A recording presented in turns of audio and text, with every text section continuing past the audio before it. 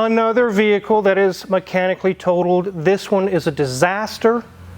I'm really sad for this customer. Let's find out what went wrong on this Flex.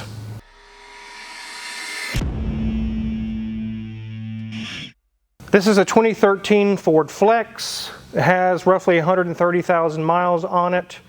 And in its current state, it is definitely not giving a flex because it is dead. D-E-D, dead. Dead. We'll go over the story here in a minute. What has been done to this engine. By the way, it is the twin turbo EcoBoost 3.5. This is a limited model. And how it's so sad in today's world that this thing is so clean, it's so nice, and this car's a goner. This thing is done. Let's take a look around this Flex. Here's the front of this Flex. It is the limited model. It has really nice pearl type white paint. It's got a bluish, almost like a bluish tint to it. I kind of like these. It has the station wagon look, but kind of an SUV at the same time. It's not so low. Has some nice new tires on it. I love the strakes that are along the side. Really cool styling. One thing I really like about these Flexes is unlike a BMW or a Mercedes, where they literally slash your interior volume by putting the roof like this, this one's boxy. So you can put large box items in it, and your roof in the rear is not down here. I really like that about these. Here we have our nice chrome trim in the back, denoting it is a limited, and our little EcoBoost emblem on the other side. This Flex is in amazing shape. I like the wheels. Really, it's very nice. Let's let Mrs. Wizard show you guys around the interior. Okay, ladies and gents, I know that's really hard to see back there. It's like white on light blue, but in that bottom left-hand corner of that left-hand side, it says 135,813.7 miles. Well, that's a few miles, you know, especially on what we consider a domestic car, but this thing is in really great shape. Look at the dash. It's in amazing condition. Everything is looking nice. I love the kind of a textured steel element right there. We wrap around to our glove box top and see got a nice texture there as well. Got an infotainment screen, which apparently was sponsored by Sony. Easy to use controls, gear selector, cup holder, nice big armrest here in the center. It's even stiff to open, like it's not hardly been used. Oh, I feel so sad for this customer. The seats, they are a two-tone kind of leather design, looking very nice. Got a nice headrest. It's kind of reminiscent of kind of an older Mercedes, actually, with kind of that lower divot in the top there. Door card is looking very nice as well. I love this design right behind where the door grip is, the kind of the armrest, but everything again looking really superb. So as we look at our back seat, we have it partially in passenger and partially in cargo mode, and that is what it came with in the back. So we know some work's been done, and I'm not sure exactly why all that engine cover's back there, but Wizard will explain that momentarily. Headliner also in great shape, because again, it's just a few years old. It hasn't had time to go and get saggy on us. And back at that steering wheel, wow, that's a lot of buttons. Buttons, and buttons galore on there. So, okay, everything again looking great. I'm just so sad for this customer. Let's get back outside and see what happened to this engine. So let's get the customer story on what exactly happened here. So 2 months ago, nothing was wrong, never leaked a drop. They had the timing chains replaced at a shop. This is in April. Nothing was wrong internally with the engine. It ran great. It just wanted the timing chains done. Maybe it had a code. I don't know the full backstory on that. The day after the replacement, after the shop had done this job, the tach was bouncing between 2,000 to 4,000 RPMs, around 60 miles an hour. The shop said they damaged some pins on a harness, which they caused a misfire, a number 5 cylinder, which I'm going to show you. It's a lot more wrong than that. And supposedly they fixed it.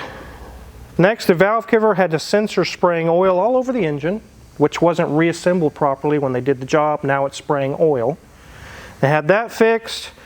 After they repaired that harness and all those things, they kept hearing a clicking, and they said it was a turbo, and they put a spring on the turbo, which I don't see how. I don't think there's a spring on here. And about 3 weeks ago, he was driving on the highway, heard a loud clunk, the motor shut down just like that. He tried to start it and heard a bunch of terrible noises. He pulled the dipstick, and the engine was full of antifreeze. Just like that, it died. So some work was done at some other shop on the timing chains, and immediately after that, disaster struck. Things went downhill really, really fast. Within a 2-month or so time frame, this customer went from a good running vehicle to a dead on arrival. So let's get the hood open and take a look around. So here's our 3.5, and when it arrived, it was hydro-locked. If you'll watch this little video clip here, you'll see we tried to start it and it just wouldn't turn over. The customer said when it did run, it sounded like there was grenades going off inside the crankcase. It was like marbles and stuff. It sounded terrible. So we had Junior Mint remove all the plugs, and some of the cylinders were filled with water, some of them were filled with oil, and it's really, really bad. But before we dive into looking into that, let's take a look at this engine and show you some of the things about these that are kind of not very fun. So there's our timing cover, and you can see there's not much room between the frame horn and the timing cover, which is very common on these engines, where a water pump goes bad or something, which is a timing chain type job. Maybe that's what went wrong on this motor. Timing or water pump, something went wrong that required them to take that apart. On some models of Ford vehicles, it's engine out. On this one, it's very likely maybe they were able to do it in the car. But if you have a technician who's not that great at what they're doing or not knowledgeable, and they try to do the shortcut way and doing it in the car, mistakes can happen. Obviously, some kind of mistakes happened that destroyed this engine. But it had the front timing cover off, and then let me show you some places where they're having oil leaks. All of the oil grommets for the spark plug tubes have oil just pouring into them, which means they either damaged them on installation or they didn't even replace them. They just put the old ones back on. This oil control solenoid for the VVT system, there was oil spraying out all over there. Because the engine's crammed in here, it's kind of hard to see. There was another sensor that was spraying oil. And they mentioned some kind of wiring pins or things that were damaged or shorted out that were fixed. But after reviewing what's actually wrong with this engine, I think that the wiring and the pin damage story was just a cover-up sham job to hide the fact that they knew this engine was on its way out. Let me go grab Junior Mint. He's the one that checked this out. He did excellent work. We'll get the Techlong camera out and show you the damage. It is absolutely destruction. So here's a Techlong camera, and I have a couple things I want to show you that Junior Mint found as well. When he removed these spark plugs, he looked at the electrodes and the ground strap and was looking at all the different ones. They looked fine until he got to the cylinder number 5 one, and it smashed all the way to the electrode. It's dented in. That's when we started getting some ideas of something is really wrong here. This doesn't just happen. There was some kind of physical contact inside that combustion chamber. Either pieces of metal or a valve or something went wrong and squished that all the way to touch like that. Once we saw this, we knew this is not a wiring harness or a pin. Something bad is going on here. So let's look at the first cylinder we looked at. It had a lot of oil and some coolant and things in it. We'll take a look at that one. So this is the far right cylinder on the back, and it didn't have any serious damage, but it was filled with water and coolant all in that cylinder. So we got to looking around more. Let's show you the really bad one. As he's getting that set up, I'll go ahead and go over. So far at this level, when we saw the coolant oil in that cylinder, we knew something's been compromised. A cooling jacket, a head gasket, or something catastrophic has happened. We just hadn't seen what it was yet. But now let's take a look at the dead cylinder. The cylinder is not just dead. What's happening inside of here, what we're about to show you, absolutely deadlines the entire engine. Unrebuildable. Here we see some galling of impact on the aluminum by the valves. The valves could possibly be bent, but something is broke off in there and it has been smashing against the cylinder head area. Move it around a little bit, Junior Mint. We can see over here there's dent marks, like something was smashed all up in there. You can see galling there. And here, this crack is all the way through the sleeve, all the way through the block. And it goes all the way down to the crankshaft journals. It's cracked all the way through. And you thought that was bad. Just wait. There's more. I know you guys love that. There's always more. Let's take a look at the top of the piston and see what we see there. Right here and over here are entire chunks missing out of the piston. What you're seeing on either side of these dark spots is open straight into the crankcase. Severe and I mean severe, catastrophe has happened in this engine. Thanks, Junior Mint, for checking that out. I'm glad you found it. We have the answer now, so I'll let you head back to break. I'll take that and we'll talk about this some more. Thanks again. All right. We were kind of hopeful when we looked at that first cylinder that had coolant and oil in it. Maybe it's a head gasket, maybe some small issue that can be fixed. Maybe the cylinder head is bad. We might have to do a top-end job on this engine and this customer would be back on the road. Unfortunately, as you saw when we looked at that one grenaded cylinder, it's had basically a nuclear bomb go off inside of that cylinder. It is so bad. You guys saw the crack that ran all the way down the cylinder. That was clear into the cooling jacket and almost into the other cylinder. Also, that crack runs all the way down to the journal. That entire block structure is compromised. You're not just going to sleeve it. How are you going to fix that crack that now is unstable? The entire block is unstable now. And the money you could, oh, just weld it, blah, blah, blah, you could probably buy a whole other block for that cost. Most machinists charge $100, $120, $150 an hour. You have to tear this whole engine down to its bare block. And by the way, just swapping this engine out pays book time almost 30 hours. That doesn't include tearing down the engine. That's just replacing it. You probably have another 15 or 20 hours fixing it. So, oh, yeah, you could fix that, Car Wizard. Yeah, and it would cost double what it would just to replace it. But that's where we arrive, is with the replacement. Danielson made a joke. They call these Eco Boosts, they call it an Eco Boom, because a lot of them are failing, they boom or whatever. I'm not sure what the whole story is on that, but we do not install used engines on any car anymore. These modern engines are so complex, you could get one from a salvage yard, the timing chains are all jacked up. God knows what happened to it, what was the story.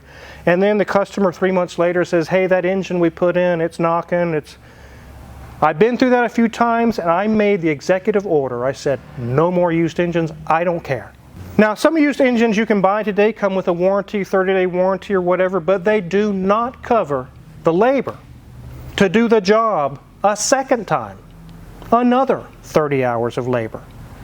The customer has to pay that. And why are they going to want to pay that all over again? They're going to be severely pissed. I would be pissed. That's why I don't go down that road at all. Now, I did contact our company we use for good reman engines. I've been using them for years, and I trust them. Just for a long block, $8,000. That doesn't include all the gaskets and all the fluids or the 30 hours of labor. We're at $8,000 and all we did was buy the long block. With 30 hours of labor, fluids, the belts, gaskets, seals, a lot of things while you're there, it's going to add another $4,000 to $5,000 on top of the $8,000 for the engine. We're at $12,000 to $13,000 to fix this vehicle. And as we scroll through these next pictures here, I'll show you. These are for sale on Facebook Marketplace. You can get a whole other Ford Flex for $10,000, $12,000, maybe $13,000 with less miles, almost half the miles. Why in the world would you try to even do anything with this car? Again, this engine is unsalvageable. There's nothing you can do with this. Who would warranty a weld job on a cracked block? Nobody's going to warranty that. And a customer is going to demand a warranty if they're spending that kind of money.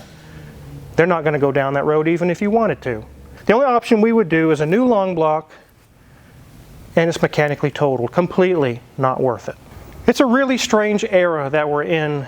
20 years ago, when I was a young mechanic coming up, if an engine blew up, you fixed it. You go buy another engine for $2,000 or whatever it was and maybe $1,000 in labor and you're back in business. But these new engines today, EcoBoosts and all these high-end fancy turboed engines, are $10,000, $12,000, $15,000 for a new engine. Used ones are still $5,000 and $6,000 and $7,000 for a used one. And then labor, labor's pretty high at any shop today. And values of cars do not keep up with their repair cost anymore. It costs so much to repair a car, but then the values of them drop because the repairs are so high. No one wants to buy used cars or pay a premium for them. So any of these cars that you're looking at in the $12,000 to $15,000, $18,000 range, with today's technology, today's engines, if the engine fails, you'll be at the cost of a complete whole other car every single time. So what happened to this engine? What went wrong? We know the facts. Had a timing chain job done at another shop. Started having problems for about a month or two. Things started cascading. It was getting worse and worse until finally one day the customer was driving and you saw the aftermath. Basically a bomb went off inside of this engine. It just blew up. What happened? Is timing chains, they're not broke loose. We did check that they're still there. Are they at the proper timing? I don't know. I'm not going to turn this motor over or do anything with it because it's too far gone. But without tearing the engine apart, which no one's going to pay us the labor to do that, there's really not much I can do to get the definitive answer on what happened here. I'm going to leave that out to you guys. I'm going to reach out to you guys this time. Post in the comments, what do you think happened here? That cylinder number 5 is destroyed, and there's hammer marks in the cylinder head at the top of it. There's cracks. It's just destroyed, guys. And what happened? Let me know what you think. Regardless of what happened, it doesn't even matter what happened. There is nothing you can do that's financially responsible with this engine at all. So this car is done. So what's the customer's next step? I know a lot of you would say they need to take that shop to court and sue their pants off and all this. Maybe that's what they'll do. I don't know. But the customer brought it here first to get that guaranteed definitive answer. That's what we do here at Omega. There's no mind games here. We're not trying to rip people off. We don't even have time to rip people off. I have a full shop of cars I'm making good money on by doing proper repairs. But we now know exactly what's wrong with this car and what it will take to make it run again. From there, the customer will have to decide, are they going to hire an attorney? Are they going to take that shop to court? I don't know. Maybe they'll sell it for parts. But here's another scenario. I want to give you the scenario that I would take on this vehicle. I would go buy a whole other Ford Flex with less miles for the same money for about 12 grand. And then I would sell this one for 2 grand for parts, which would make my total investment 10 grand and come out ahead. If you try to fix this one, you will not come out ahead at all. So, Okay. Wizard, what happens if they still have a loan on it? That is an unfortunate situation I've seen many times. Here's the thing about the banks. They don't care. They don't care what happened to your car, your boo-hoo story, you're running out of money, you're going through a divorce. They don't care. You sign the paper, you owe the money. And I've seen that before where a dead car like this will sit in their driveway, there's nothing they can do with it, and they're still making payments on it. That is a terrible situation. I hope that that's not the case here. I really hope so. But that is very unfortunate if that's the truth. And thinking of that bank situation, I have a crazy customer story straight from Omega Auto Clank, straight from the Car Wizard. Back when we were in Halstead, I was, young shop, still getting going, getting my customer base going. A customer brought us a Ford F-150 with the absolute garbage, trash, 3-valve, 5.4 Triton. Yes, you can take that to the bank. That's trash engines. It blew up. It had issues. The whole bank of cylinders wasn't even firing. It had a timing chain catastrophe failure. It needed a new engine. The customer had a loan on that truck. He just bought it. He went to the bank and said, if you can loan me the money to get this fixed, at least I can drive it again and I'll just have a larger payment. The bank said, okay, we'll work with you. We'll give you the money. They gave this guy the money to get the engine fixed, and then he disappeared. Ghosted. Absolute ghosted, bro. He took that money and ran. About 3 weeks later, the bank called and said, do you still have that F-150 there with that blown up garbage 3-valve motor? I said, yeah, we do. It's still here. We're trying to figure out what, I thought we were fixing it. He said they gave that customer the money to fix that truck. We haven't heard from him. I said, I think you've been ghosted. He stole that money. They ended up having to repossess that broke-ass truck that was worth maybe $1,000 or $2,000. and they took a huge loss. I imagine they took that guy to court, but the money they would spend with court fees and attorney's fees ends up, sometimes the banks just cut their losses and call it good. But that really pissed me off. That was a serious scam job. And if you get into this situation, please don't do that. Please don't. In fact, don't even get a loan to get your car fixed, because 9 times out of 10 you won't be happy with your decision. You'll have to figure out a different way out. I'm not a finance advisor. You'll have to get with a counselor or something if you want ideas on what to do, but don't do that. I hate giving this news to a customer. I really do. It puts people in a severe financial bind. Whatever that last shop did, they really put the screws to him. It sucks. If you're in this situation, I hope that you find a way out. Again, it can be really, really bad. It can take about 5 to 10 years of plans for your future and flush them down the toilet, a situation like this. It sucks. But I definitely wanted to get a video out for you guys today to show you, be careful of the shops you're using. Make sure you're vetted, that they know what they're doing, because you might have plans for your future and then that shop takes your car and does this. And you just lost 5 years of your life, bro. One thing that cheaper shop you're looking at probably doesn't have is really strong insurance. We have insurance we pay heavily each month for. It is very, very good insurance. If anything were to happen, you would be covered. You may not be at that cheaper shop. Keep that in mind. If catastrophe strikes, did you save any money? Did you? Probably not. If you're curious what kind of tools we're going to use to work not on this or any other car in the shop, check our Amazon affiliates link in the description below. A lot of the tools we use in the shop here are for sale there, just like that Techlong camera. If you purchase anything there, we get a small cut and we really appreciate it. And make sure to hit the subscribe button, because there is so many cars showing up. That means tons of videos for you guys. Thanks for watching.